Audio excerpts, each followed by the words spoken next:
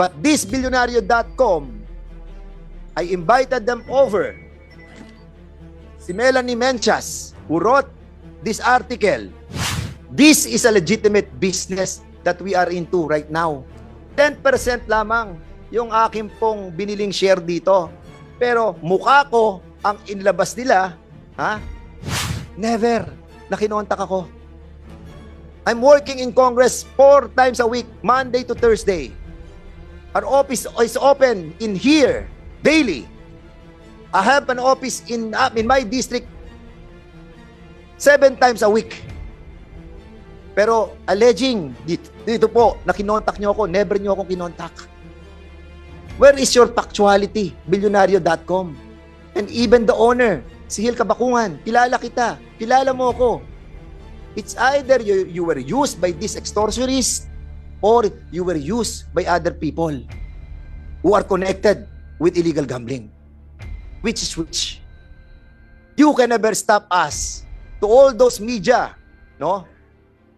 Napayola kayo ng mga illegal gambling, you can never stop us. We will continue to fight. Okay. Thank you so much, everybody. Magandang umaga po. Normally, if we suspend the hearing, there's no more preliminary remarks of the chairman. But I do it twice to deliver a preliminary remarks for certain issues that come out after the filing, the hearing of this very important resolution. Resolution number 1549. Itong pong illegal gambling sa buong Calabarzon, and we expanded it through a motion of Congressman Erwin Tulfo to involve all over the country. And we acceded the request in the condition that it pertains to the resolution 1549. Never in my mind that we will encounter so many issues and problems when we started the fight against illegal gambling. Ang dami pong tawag, ang daming pressure, ang daming mga demolition, ang daming mga bagay na paninira that this representation have encountered. Madugo, maaaring madugo, maaaring talagang sisirain ang iyong personalidad, and this representation have encountered a lot of things like that. And I would like to remind our members who are here today that this experience that have been encountered by this representation might happen to you as well. But what I wanted to focus on is something that I encountered dramatically. Dahil ito po yung nangyari pa nung 1 taon, but binuhay nila ngayong pagkakataong ito. As a matter of fact, baka mga 3 days or 5 days ago lamang ito nangyari.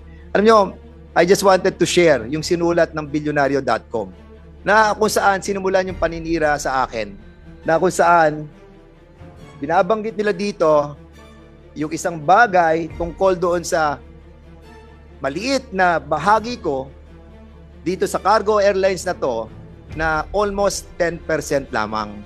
Pero mas pinaniwalaan nila, no, yung issue noong mga extortionist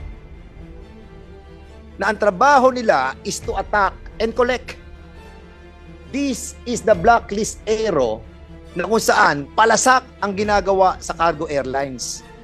This is a legitimate business that we are into right now. 10% lamang yung aking pong biniling share dito. Pero mukha ko ang inlabas nila, ha? And according to the Billionario.com, trending pa sila. At ang ginamit nilang issue ay itong mga may-ari na mga Ukrainian people na ang kanilang layunin ay wasakin ang mga kumpanya dahil sila po ang mga nagmimidel, nag-aahente sa dalawang nagkakaroon ng problema. And to all the victims, no, na biktima ng mga ito po ang sinasabi. This is the effective method used by blacklist arrow is a whole complex of illegal techniques, the purpose of which is moral and psychological pressure on companies. First, this is information pressure with threats of damage of reputation.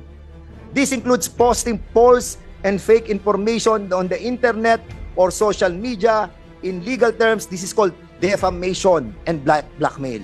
After this, extortion of money and the use of criminal methods of debt collection into. This is where threats, constant phone calls, and emails to managers and employees, psychological pressure, and false presentation of themselves as lawyers or even higher ranking officials come into force. Ganito po ang ginawa sa amin last year.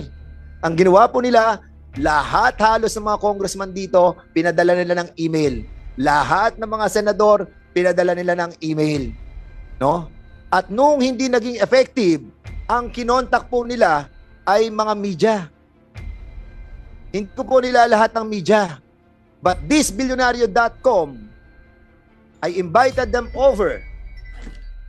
Si Melanie Menchas, who wrote this article and saying, dito sa kanyang sinulat, attempt by Billionario.com to contact Fernandez for comments led to a recommendation to send an email. However, an email sent to the provided address was returned and delivered the following day.